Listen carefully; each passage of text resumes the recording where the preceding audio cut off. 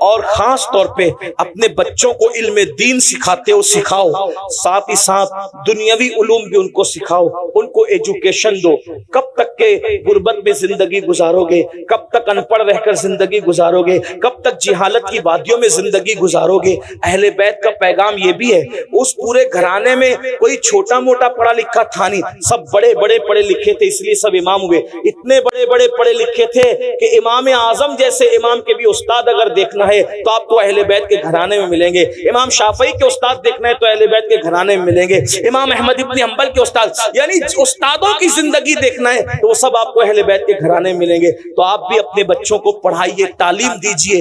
یہ غربت کی زندگی سے آپ کو نکلنا پڑے گا، اس لیے کہ تعلیم عام ہوگی غربت کا خاتمہ ہوگا، تعلیم عام ہوگی اچھی سوچ عام ہوگی، تعلیم عام ہوگی جرائم کا خاتمہ ہوگا، کرپشن کا خاتمہ ہوگا۔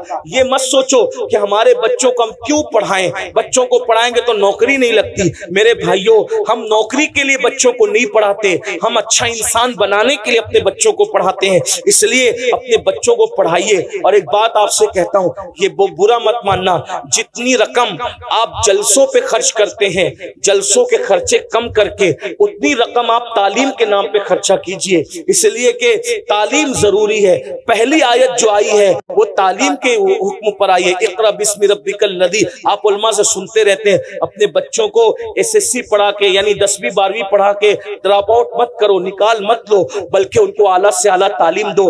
دین پڑھا کر ان کو میڈیم اسکول کے اندر داخلے کراؤ، انگلش میڈیم اسکولوں میں داخلے کراؤ، دین کے ساتھ ان کو دنیا پڑھاؤ اور دنیا کے ساتھ ان کو دین پڑھاؤ۔ آپ کا بچہ IAS بننا چاہیے، IPS بننا چاہیے، وکیل بننا چاہیے، انجینئر بننا چاہیے، ڈاکٹر بننا چاہیے۔ کتنا بڑا المیہ ہے نا مسلمانوں، ہمارا بڈھا بھی مرتا ہے تو کافروں کا چہرہ دیکھتے دیکھتے مرتا ہے، اور ہمارا بچہ بھی پیدا ہوتا ہے تو کافر کا چہرہ سب سے پہلے دیکھتا ہے۔ آخری میں بھی کافر ڈاکٹر کا چہرہ دیکھا اور پہلے بھی کافر ڈاکٹر کا چہرہ دیکھا۔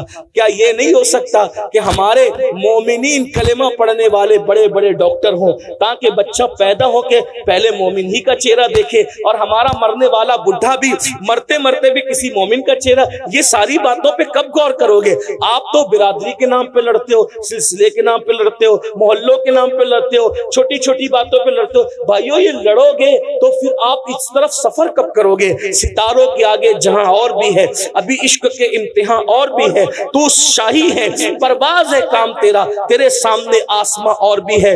8 گھنٹے کی بجائے 16 گھنٹے محنت کرو، لیکن یہ عہد کر کے اٹھو، امام حسین کے نام پہ، پنجتن کے نام پہ، ان کے نانا کے نام پہ کسی کو جاہل نہیں رہنے دیں گے، کسی کو ان پڑھ نہیں رہنے دیں گے، اپنے بچوں کو اعلیٰ سے اعلیٰ تعلیم دلائیں گے۔ یہ آج آپ کو عہد کرنا ہے، اور اپنے پیسوں کی حفاظت کیجیے، پیسوں کو ضائع کرنے کی بجائے اپنے پیسوں کو علم کے نام پہ خرچ کیجیے، اپنے خرچے بچائیے۔ یہ جو گٹکا کھا کھا کر کے تھوکتے ہو، یہ کئی ہزاروں کا تو گٹکا کھا کے تھوکتے ہو، پان کھا کے تھوکتے ہو، کئی ہزاروں کے تو پان کھا جاتے ہو، سگریٹ پیتے ہو، کئی ہزاروں کی سگریٹ پی جاتے ہو۔ تھوڑا آپ اس پہ غور کیجیے، آپ فضول خرچی سے بچیے، فضول خرچی سے بچیے۔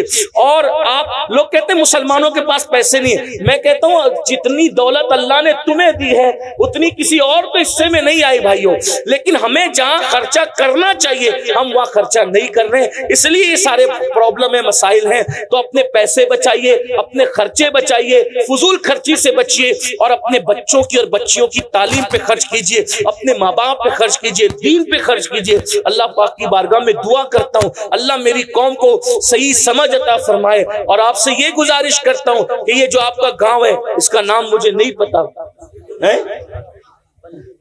بلی ٹولہ یہ جو نام ہے، میری گزارش ہے کہ آپ کے یہاں مسلمانوں کا اچھا اسکول ہونا چاہیے، اچھا کالج ہونا چاہیے۔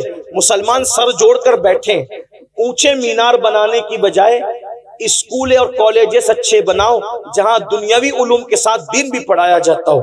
تو اس میں کیا ہوگا؟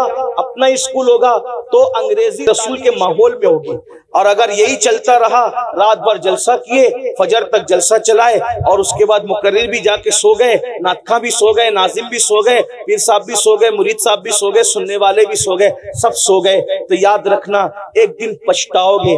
آنے والے حالات اتنے بھیانک ہے علم والوں کی ہی چلے گی، جاہل اور ان پڑھ کی دنیا نہیں ہوگی۔ ابھی بھی دیکھ لیں آپ، اگر آپ کو سفر کرنا ہے تو بھی آپ کو علم چاہیے، روزی کمانا ہے تو بھی آپ کو علم چاہیے، اچھی بات کرنا ہے تو بھی آپ کو علم چاہیے۔ بھائیو حال یہ ہے، اگر ٹی سی سے آپ ٹرین میں جو وہ برتھ طلب کریں یعنی سیٹ طلب کریں، اردو میں بولو گے تو دھیان نہیں دے گا، پتہ نہیں کون کچرا ہے کیا ہے، نہیں مانے گا، ہندی بولو گے تو نہیں مانے گا، لیکن انگلش میں بولو گے تو فوراً آپ کی طرف متوجہ ہوگا۔ اس کا مطلب یہ ہے کہ ہم کو زمانے کے ساتھ چلنا ہوگا۔ میں کوئی انگریزی زبان کا شیدائی اور عاشق نہیں ہوں، لیکن چونکہ ضرورت جب پڑتی ہے تو ضرورت کے ساتھ ساتھ ہمیں اپنے آپ کو سانچے میں ڈھالنا پڑتا ہے۔ حیات لے کے چلو، کائنات لے کے چلو، چلو تو سارے زمانے کو ساتھ لے کے چلو۔ ہمارے آقا نے اپنے صحابہ کو عبرانی، سریانی، دنیا کی زبان سیکھنے کا حکم دیا، اور حضور علیہ السلام نے بھی مختلف زبانیں بولی۔ حضور نے عربی کے ساتھ فارسی بھی بولی، فارسی کے ساتھ سنسکرت بھی بولی، اور بھی دیگر زبانیں حضور نے بولی ہے۔ اس لیے میری گزارش ہے آپ سے، اللہ کے بندو یاد رکھو، ہر زبان سیکھو، کوئی دھوکہ نہ دے سکے۔ اس لیے میری گزارش ہے کہ بڑے گنبد بنانے کی بجائے، بڑے مینار بنانے کی بجائے اچھے اسکول اور تعلیم گاہیں بنائیے، اور جلسوں کو میں سمجھتا ہوں کہ 12 بجے ختم، 1 بجے ختم کرنے کا مزاج بنائیے۔ نہیں حضرت پہلے سے چلا رہا ہے، بھائیو پہلے کی دنیا اور تھی، اب کی دنیا اور ہے۔ اگر آپ 12-1 بجے جلسہ ختم کرو گے، اس سے زیادہ پبلک آئے گی، اس لیے کہ اسی جلسے میں یہ اتنے لوگ ہزاروں آئے ہیں، اچھی بات ہے، لیکن ان کو پتا تھا کہ فجر تک جلسہ چلے گا، تو کل کام پہ بہت سارے جانے والے لوگوں نے سوچا ہوگا یار فجر تک چلے گا، آخری مقرر کو، وہ پیر صاحب کو اور ان کو تو یہ لوگ آخری میں لائیں گے، تو میں رات بھر جا کر صبح ڈیوٹی پہ کیسے جا پاؤں گا؟ تو اس میں کئی ہزاروں لوگ چھوٹ گئے آپ سے، پڑھے لکھے لوگ چھوٹ گئے آپ سے، سنجیدہ لوگ چھوٹ گئے آپ سے۔ اس لیے میری گزارش ہے کہ اپنے آپ کو بدلو، دنیا بدل رہی ہے، دنیا تبدیل ہو رہی ہے، سب بدل رہے ہیں، ہر مذہب کا انسان اپنے آپ کو کیپیبل کر رہا ہے۔ مسلمان ہے کہ آپ تبدیل ہونا ہی نہیں چاہتے، آپ چینج ہونا ہی نہیں چاہتے، پہلے سے ہی چل رہا ہے، پہلے بھائیوں پہلے سے چل رہا ہے، لیکن آپ بدلو۔ انشاءاللہ اگر آپ 12 بجے جلسہ ختم کرو گے تو اس کی برکت کیا ہوگی؟ پبلک اور اضافہ ہوگا۔ آپ ڈال دیجئے، ایک مقرر ہوگا، ایک نعت خواہ ہوگا، ایک ناظم ہوگا، پیر صاحب ہوں گے، اور انشاءاللہ تبارک و تعالیٰ 2 تقریر ہوگی، جلسہ ختم ہو جائے گا، لوگ اس سے زیادہ آپ کے جلسے میں آئیں گے، خرچے کم ہوں گے، خرچے کم کیجئے۔ لاکھوں لاکھ روپے خرچ کرتے ہو بھائیو، اس سے اچھے ادارے، اگر آپ 10 سال سے خرچہ کرنے، ایک جلسے میں آپ نے 10 لاکھ روپے خرچہ کیا تو کتنا خرچہ کیا 10 سال میں؟ 1 کروڑ۔ 1 کروڑ میں آپ کی ایک اچھی اسکول بن سکتی تھی، جس میں قیامت تک آپ کے بچے اور بچیاں تعلیم حاصل کر سکتے تھے۔ اس پہ آپ کو توجہ کرنا چاہیے۔ میں یہ نہیں کہہ رہا جلسہ بند کر دو، ایسا نہیں کہہ رہا ہوں میں، بند کرنے کی تو میں کوئی بات کرتا ہی نہیں ہوں، میں شروع کرنے کی بات میں یہ کہہ رہا ہوں کہ اتنا بڑا خرچ کرنے کی بجائے اس پر کنٹرول کیجئے اور کچھ کام کیجئے، کیونکہ یہ جلسہ 3 دن کے بعد سب اس کو بھول جائیں گے، سب فراموش کر دیں گے۔ تعمیری کام کرو گے تو لوگ اس کو یاد رکھیں گے اور اس کے اثرات ہوں گے۔ اس لیے میری گزارش ہے، اس سب باتوں پہ ہمیں توجہ دینا ہوگا، جلسوں کو بامانہ بنانا ہوگا۔ اللہ تعالیٰ ہم سب کو عمل کی توفیق بخشے۔ گفتگو کے درمیان کوئی غلطی ہے تو اللہ تعالیٰ معاف فرمائے۔